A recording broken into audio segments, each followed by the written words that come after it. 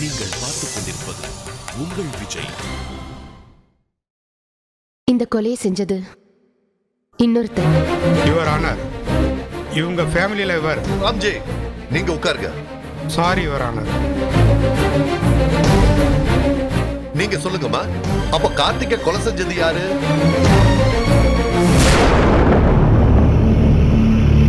கிருஷ்ணமூர்த்தி.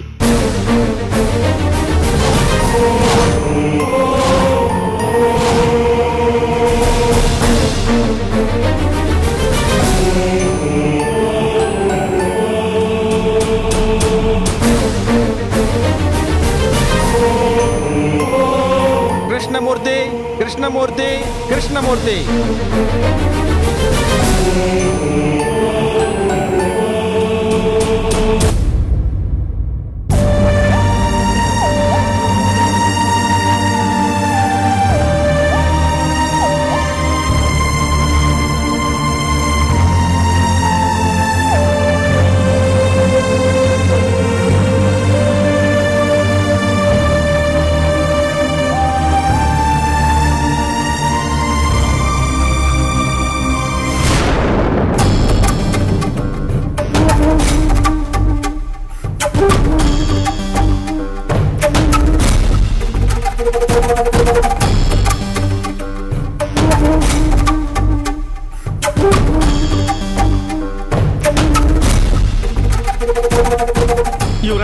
ஜோதி கணவர் இருந்த சோகத்துல சுயநினைவு இழந்துட்டான்னு நினைக்கிறேன்.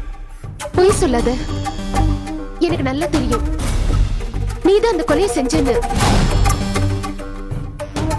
எப்படி செஞ்சா, ஏன் செஞ்சான்னு எனக்கு தெரியாது. ஆனா கண்டிப்பா இவன் தான் செஞ்சான்.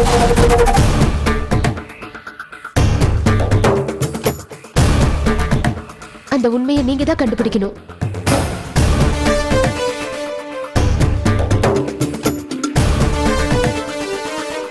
கிருஷ்ணமூர்த்தியை சந்தேகத்தின் பேரில் கைது செய்து போலீசார் காவலில் எடுத்து ஒரு வாரம் விசாரிக்க வேண்டுமாறு இந்த கோர்ட் உத்தரவிடுகிறது.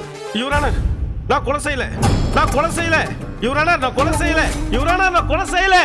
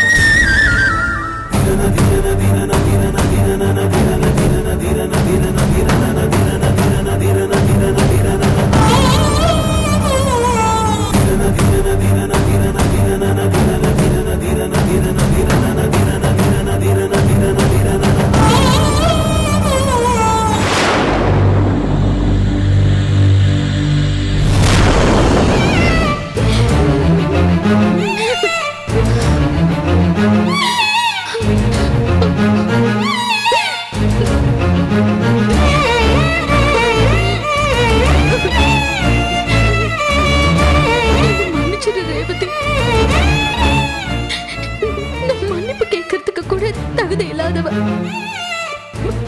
தப்பு பண்ணிட்டேன், பெரிய தப்பு பண்ணிட்டேன். உன்னை பத்தி எல்லாம் தெரிஞ்சும் உன் பேச்ச கேட்காம புரிஞ்சுக்காம தப்பு தப்பா நடந்துக்கிட்டேன். எல்லாரையும் புண்படுத்திட்டேன். நான் உன்னை வெறுத்து கோவப்பட்டு புண்படுத்தி என்ன செஞ்சாலும் நீ மட்டும் என்ன நேசிச்சுட்டே இருந்த. உன் நேசத்தை என்னால புரிஞ்சுக்க முடியல. உன்னோட பாசத்துக்கு முன்னாடி என்னால நிக்க முடியல. என் குற்ற உணர்ச்சி என்ன தூங்க விடாது. ஜோதி, இப்படி பேசாத. இல்லடி, என்ன பேச விட. நான் எதுவுமே தெரிஞ்சு செய்யல, அறியாமல தான் செஞ்சேன். இருந்தாலும் தப்புதான். நம்ம கூடவே இருந்தவ இப்படி செஞ்சுட்டான்னு தெரியும் போது என்னால கிரகிக்க முடியல. யதார்த்தமா இந்த விஷயம் எனக்கு புரிய வரும்போதுதான் கிருஷ்ணமூர்த்தி தான் இதை செஞ்சான்னு எனக்கு தெரிய வந்தது. இப்ப அவங்க செஞ்சதுக்கு பேர் என்ன? ஏமாற்றம் கிடையாதா? நம்பிக்கை துரோகம் இல்லையா? இல்ல, பிரபு ஹாஸ்பிடல்ல சாக கிடக்குறான். கிட்னி ஃபெயிலியர் ஆகி டயாலிசிஸ்ல இருக்கான். இந்த மாதிரி ஒரு சூழ்நிலையில ஒரு அம்மாவா எப்படி போய் பார்க்காம இருக்க முடியும்? போகட்டும், காப்பாத்தட்டும். இனிமே அவங்க யாரோ நான் யாரோ, நானும் போறேன், வெளியே போறேன். ஆனா போறதுக்கு முன்னாடி 4 கேள்வி கேட்டுட்டு போறேன். ஜோதி,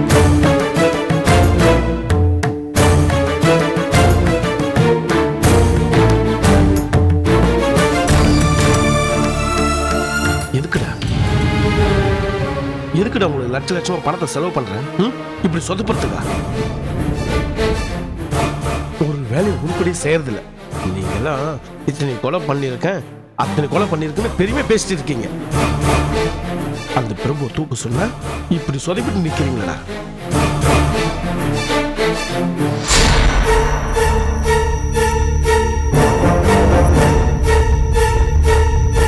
அந்த வேலாயுதம் ஒரு வெட்டி பையன். கார்த்திக்கு கொலை செய்து பிரபுதான்னு அவன் சாட்சி சொன்னா வலுவா இருக்கும்னு அவனை இன்வால்வ் பண்ணா, அவனை பத்திரமாருடா பத்திரமாருன்னு எவ்வளவு சொல்லியும் கேட்காம அந்த பிரபு கிட்ட போய் மாட்டிக்கிட்டான். அந்த கடத்தல் கும்பல்ல இருந்து அவனை வெளியே கொண்டு வரதுக்கு நான் பட்ட பாடு எனக்கு தான்.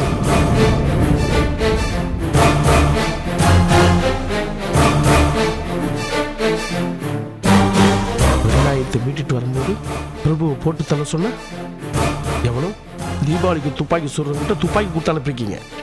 அவனுக்கு சுட்டுதும் சாகிற மாதிரி ஒழுங்கா சுட தெரியல.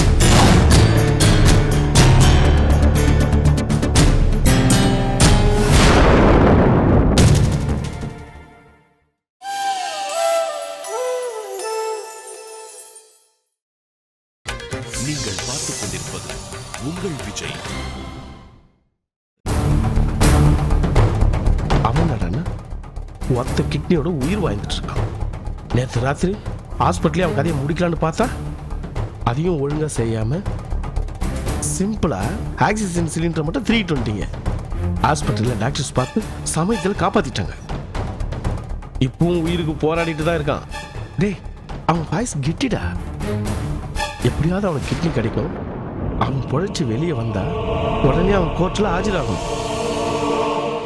இந்த முறை கோர்ட்ல அவன் கதையை முடிக்கலன்னா நீங்க ஒருத்தரும் உயிரோடு இருக்க மாட்டீங்க. கார்த்திகை கொலை செய்யறதுக்கு நான் உங்களுக்கு கொடுத்த பணத்தை விட பல மடங்கு அதிகமா கொடுத்து உங்க எல்லாரையும் தூக்கிடுவேன்.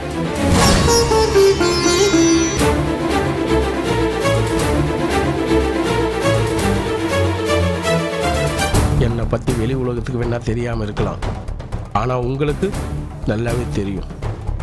கார்த்திகை கொலை செய்ய வச்சது நான் தான் வெளியே மூச்சு விட்டீங்க தெரியும்ல. போய் அந்த லாயரை பாரு. எவ்வளவு பணம் வேணாலும் கொடு. இந்த முறை பிரபு தூக்கி ஆகும்.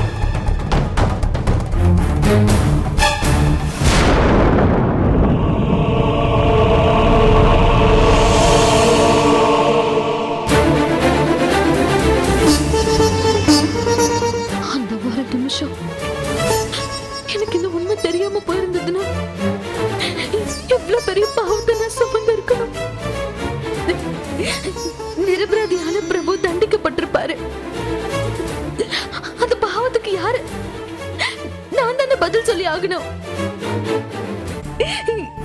எனக்கு நடந்த அதே இழப்பு உனக்கும் நடக்கணும்னு பல தடவை சாபம் கொடுத்திருக்கேன். என்ன மன்னிச்சிடு ரேவதி. என்ன ஜோதி,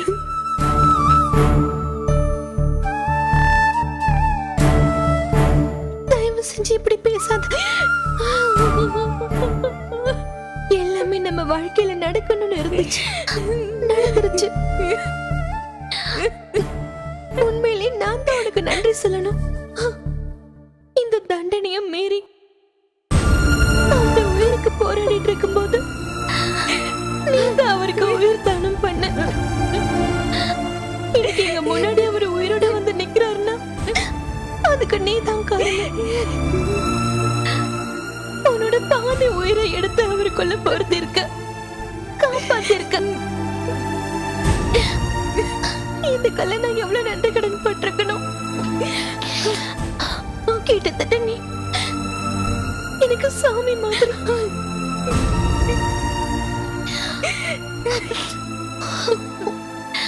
அப்புறம் நான் எழுந்திருந்தேன்னா எனக்கு என் நிலைமை என்ன? என் வாழ்க்கையை நீ காப்பாத்திருக்க. இல்ல, நான் எது செஞ்சாலும் நான் செஞ்ச பாவத்துக்கு முன்னாடி இணையாகாது. தயவு செஞ்சு நீ என்ன மன்னிச்சு, முடிஞ்சா என்ன உன் தோழியா ஏத்துக்கோ. நம்ம 2 பேரும் உடம்புல இருக்கிறது ஒரு உயிர், அதை யாராலையும் பிரிக்க முடியாது.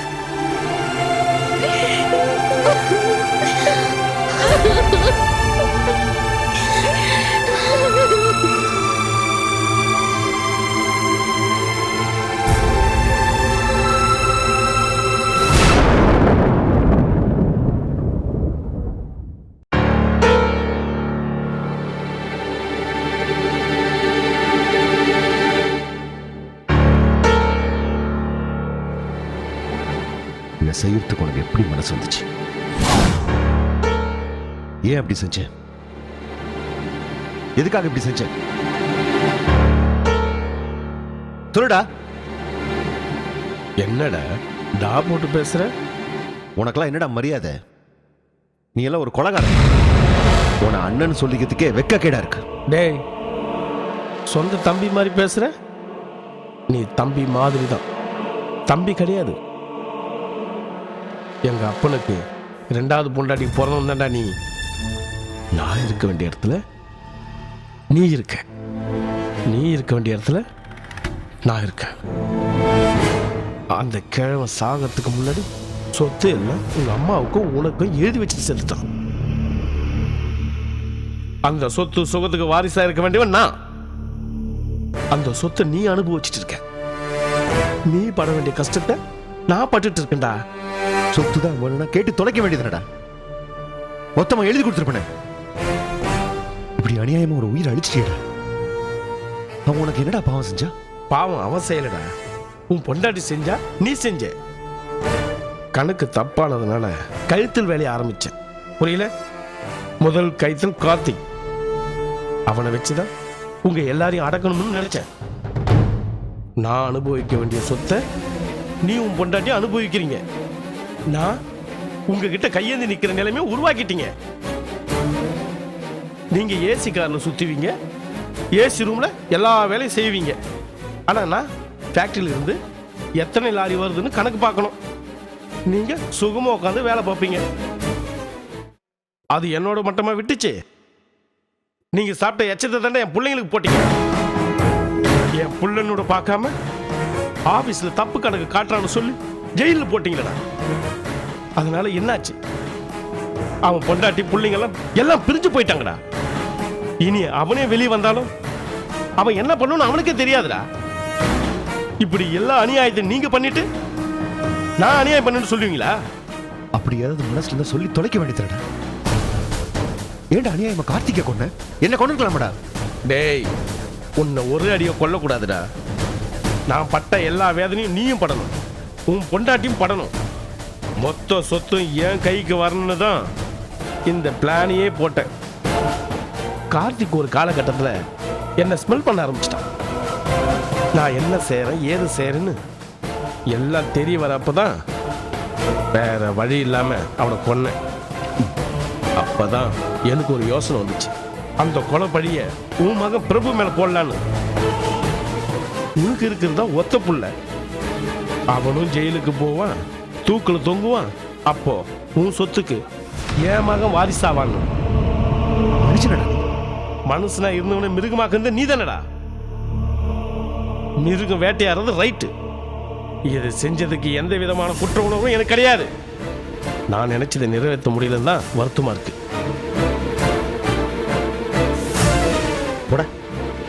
என்னடா என்ன போலீஸ் விசாரிச்சு உண்மையை கண்டுபிடிச்சு நான் தூக்குல தொங்குவேன்னு நீங்க எல்லாம் சந்தோஷமா இருக்கீங்களா?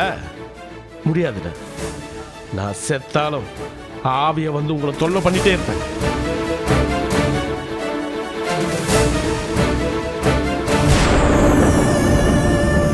ஏன் அப்படி? ஒரு தாய் புள்ளியா இல்லைனாலும் சொந்த அண்ணனாக தான் நான் ஒன்று நினைச்சேன். கடைசியில் இப்படி பண்ணிட்டே. ஏண்டா? சி,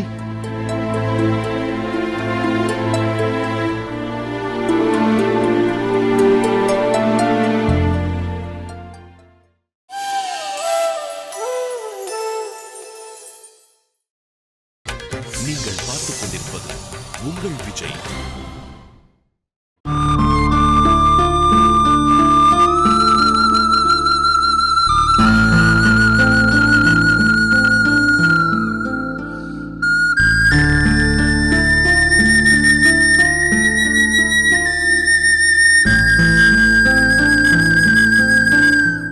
நீ இன்னும் இந்த வீட்ல இருந்து கஷ்டப்பட வேண்டாம்.